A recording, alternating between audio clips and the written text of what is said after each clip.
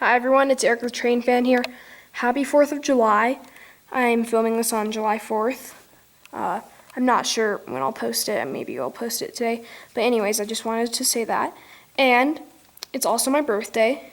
And I got a couple things. For now, I'm just going to show you this. I'll go more into depth on the other stuff I got some other time.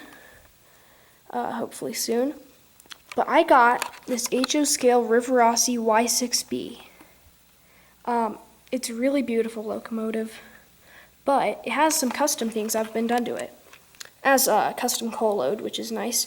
But the thing that's really interesting is that if I take this tinder off here, I'll put that right over there.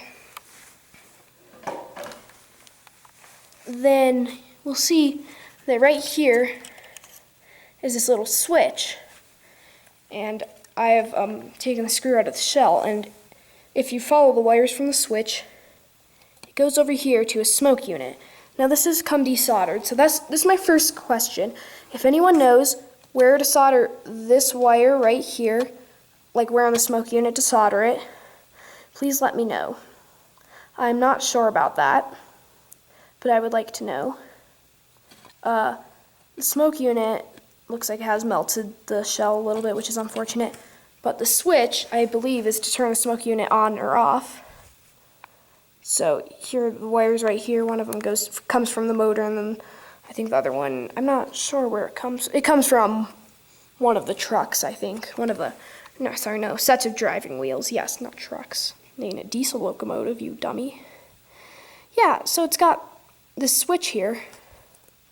And also, so if you could also tell me, if anyone knows, how it will be on, or which direction will be turning on the smoke unit and which direction will be turning it off. That would be greatly appreciated. So, thanks for watching. If you know any of the information that I just asked questions about, please let me know in the comments, and have a good day. Bye.